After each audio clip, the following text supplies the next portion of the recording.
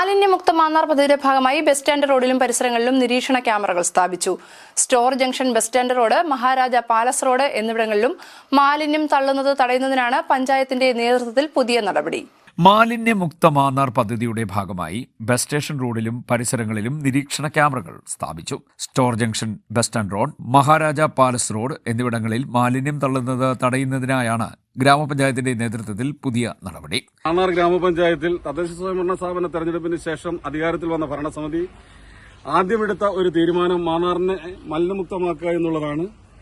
ഈ നാട്ടിലെ നല്ലവരായ സുമനസ്സുകളുടെ സഹായത്തോടുകൂടി ഈ പ്രദേശം വൃത്തിയാക്കുവാനുള്ള സഹായം ഞങ്ങൾക്ക് കിട്ടി. മലിനമായ എല്ലാ കാര്യങ്ങളും ഒരു സുമനസിന്റെ സഹായത്തോടുകൂടി അവരുടെ പറമ്പിൽ നിർമ്മാർജ്ജനം ചെയ്തു. അതുകൂടാതെ ക്യാമറ വെക്കുന്നതിന് ഉൾപ്പെടെയുള്ള സഹായം ഈ നാട്ടിൽ നിന്ന് കിട്ടി. ഇവിടെ ഞങ്ങൾ ക്യാമറ സ്ഥാപിച്ചു. കൃത്യമായിട്ട് മാന്നാർ ഗ്രാമപഞ്ചായത്തിന്റെ വിവിധ പ്രദേശങ്ങളിൽ വാർഡ് മെമ്പർമാരുടെ നേതൃത്വത്തിൽ വലിയ താമസമില്ലാതെ തൊട്ടടുത്ത ദിവസങ്ങളിലായി ഇത്തരം മാലിന്യം നിക്ഷേപിച്ച സ്ഥലങ്ങൾ വൃത്തിയാക്കുകയും മാലിന്യം നിക്ഷേപിക്കാതിരിക്കുന്നതിനാവശ്യമായിട്ടുള്ള ബോധവൽക്കരണം നടത്തുകയും ക്യാമറ സ്ഥാപിക്കുകയും ചെയ്യുകയാണ്.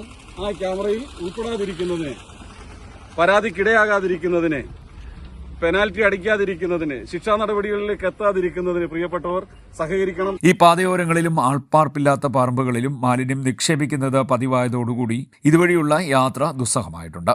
പുതിയ ഗ്രാമപഞ്ചായത്ത് ഭരണസമിതി നിലവിൽ വന്ന ശേഷം ലഭിച്ച പരാതികളുടെ അടിസ്ഥാനത്തിൽ Mannar grama panchayat president BK Prasad, secretary Madhu, ആരോഗ്യ standing committee chairman Chandrakumar, ward member Shanthini Balakrishnan, മറ്റ് ഗ്രാമപഞ്ചായത്ത് അംഗങ്ങൾ എന്നിവർ ചേർന്ന് സ്ഥലം സന്ദർശിച്ചിരുന്നു. കഴിഞ്ഞ ദിവസം JCB ഉപയോഗിച്ച് ഈ ഭാഗങ്ങളിൽ മാലിന്യ കൂമ്പാരങ്ങൾ നീക്കം ചെയ്യുകയുമുണ്ടായി.